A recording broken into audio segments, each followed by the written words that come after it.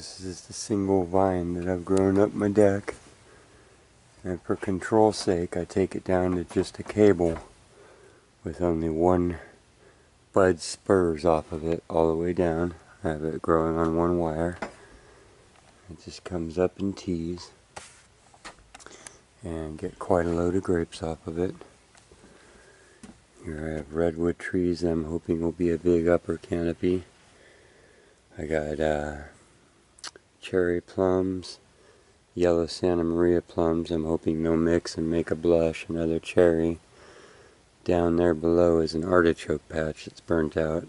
Right now, this time of year, it's so hot that a lot of the lower things are fried out.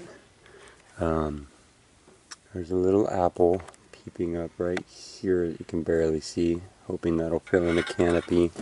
Literally want to get this whole place shady like it is down in here now. A fig. All of these trees I put in, or me and my wife put in. This is a big white mulberry, a blush mulberry, so it has true mulberries on it, but they're white and pink. They make a good base for other juice mixes. Everything's understory that comes back thick when the water comes is sages and lavenders, echinaceas, things like that. Here's the vegetable garden, so we're beginning to get, the tomatoes are beginning to ripen. Got several waves of small broccoli, but as you can see up here, the heat, if you don't stay on it, makes it bolt. Makes everything bolt. We're actually getting raspberries this year. The beans bloomed early and then the heat waves came and they dropped all their blooms. We got the cucumber beetles. They got some blight. Now they're recovering and turning dark green again. And we need to do some stringing, obviously. That's how it is up here. It's so hot, you get your seeds in and then they go through this, everything goes through this stagnant period where you're just keeping them alive, and then we get this late fall where we don't run out of light. We get no fog or anything.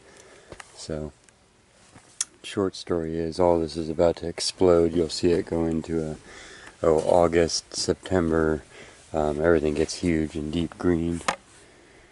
And yeah, nectarine, peach, another peach. Everything went through pretty heavy beating this year during bloom time, but we still ended up with, you know, a fairly good load. Probably got, you can see them up in there hiding around, so maybe 20. This is probably a 5-year-old tree here. Gets lots of water because it's by the deck. Uh-oh, fruit flies. The chickens like these. And yeah, almond. Put out almonds last year, but not this year. These big peaches got there. These are some of my original peaches, and my mama peaches, so a lot of them are still green in there, but same deal. So when I say they got beat up, I mean, look at my nectarine. Oh, there's probably one in there right now. And there's been years when this is just loaded. So these can have 60, 90, they can be breaking branches on me. And I've gone through everything. This time of year you can pull out, if your yard's looking really brown to you, go around and dethatch everything, go through all your bulbs and all your beds and deadhead everything, cut everything down to its little green cabbage form and then water it heavy, and you can actually start your green season early, or at least remove the brown, and it looks clean. It's a good time of year to then touch up your irrigation and stuff. I have everything on a little micro drip system, which is pretty easy, you know. I invite everybody to get into that. You don't always have to have the big you know, box and brain and everything. I just hook hoses up to mine, old style.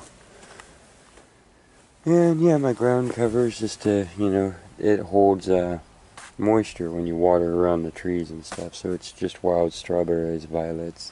But yeah, you can see they got theirs. And watch this branch, it actually got some clusters on it, but yeah, you can see I've cropped down all things. This is huge oregano patches and stuff like that. So my pomegranate died this year down to the base, so I'm trying to regrow it. So when something does that, the rootstock on this is true, so it can grow out of the roots, and that's fine.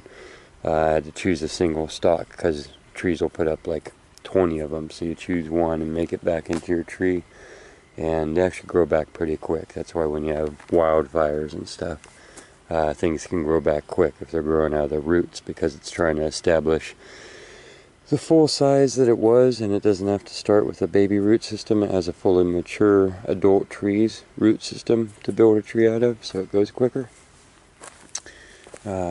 This is comfrey, knit bone. There's some precautions with using it medicinally.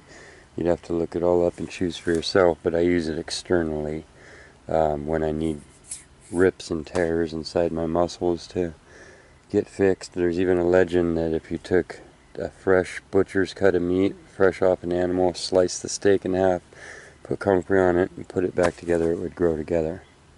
And what it is a cell proliferant, which means it makes cells grow like crazy. There's warnings about liver tumors and all kinds of stuff that go with it. But this is a mulberry. This is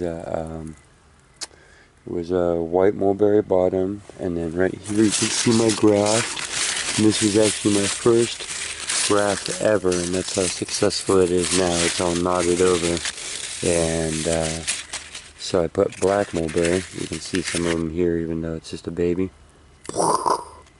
So that'll be a tree. It has a whole bunch of those on there, and hopefully it'll get tall and tower over me also. And it just keeps going. Got little figs started in hope, and more little plums. It just keep spreading. These are rock walls. If you go back in the dirt journal, to the beginning, I noticed a lot of them have shorter views and stuff, but these are walls that you can see in the shots there and stuff, and this is how they progress. This is where I brought one of these home and stuck them in the cavity in the rocks, and they build this whole little world for themselves and spill out. Got some grapes in. This used to be a vegetable terrace, but it's out here really far, so it gets really hot and dry. So we're going with grapes on the terrace. These are going to be white and white and purple grapes, edible, seedless. But yeah, that's a wall, well established and grown in and solid. It's got oak trees growing out of it, oregano. See, and that was my pomegranate, but I chose one, and it's growing back now. So, strawberries, everything got withered this year. Usually it takes massive amounts of watering. So you can see everything here I build and use wood where I have to as retainment. You want to have retainment uphill and downhill, otherwise everything's sliding off or sliding onto you. But took the native stones in spots like this, and if you look, the angle on this is way leaned back. So the point of that is you can use smaller stones and stack it up, and then lay the log across. This is where the path comes down. You see I used logs there and rounds. More native rocks there. More native rocks there. So the whole thing is just a bunch of stonework.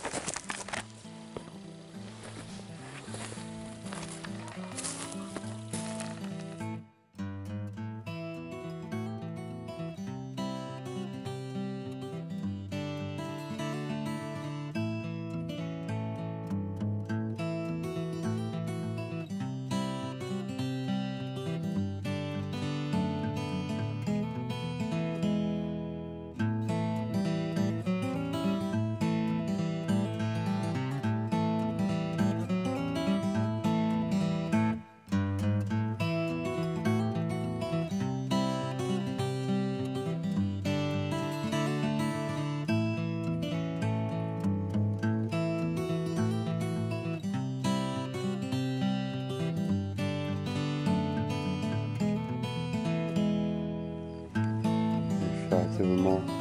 You can see it this time of year. because I recycle cement, mix with natural stones. Now this usually has peas and stuff growing over it. I trimmed it all off, but that's what I had to do.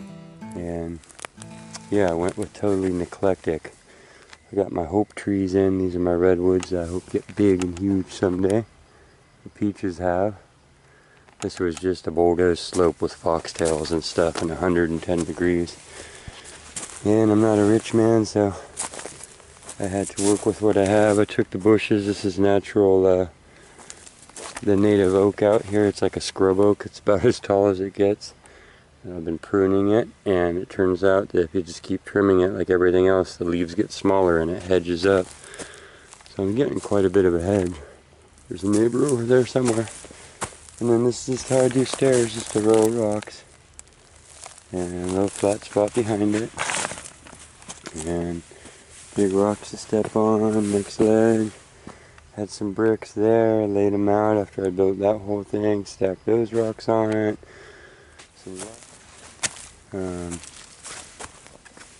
Yeah, wood chips in between.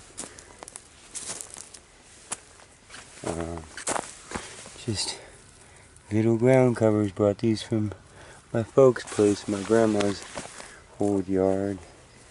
And that's what you see everywhere, covering stuff for me, eating the leaves.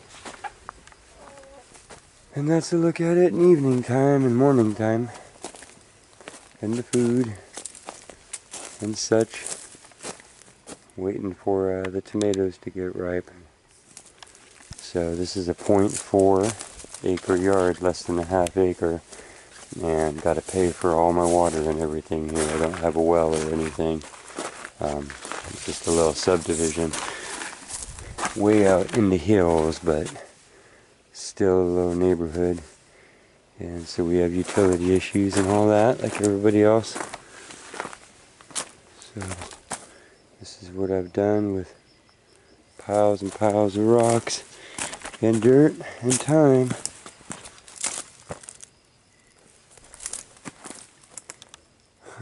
Just to show you, this is where a lot of the rocks go. I bring the cool ones home and I top dress things and, you know, line things with quartz and, oh, everything. This was the pomegranate patch. You can see I let them all go to seed. And there's actually massive seeds in here. So if you put on gloves, because they're prickly, and you pry one of these open, you can get a little jar of pomegranate seeds, and they're vital. They're about a 90% success rate on their germination. More little redwoods. So even though I have these plums in now, these little redwoods, this was one of those little ones you get at a roadside stand. Another one up here. So eventually they should tower over everything, and these will be 20-year-old plums. And so everything in waves. Maybe snag a tomato. Doesn't look that bad, huh?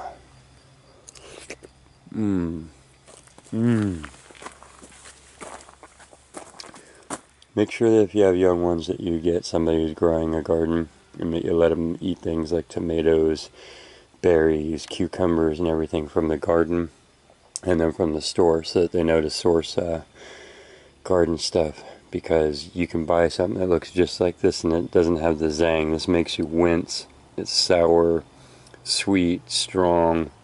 It's got insane flavor to it.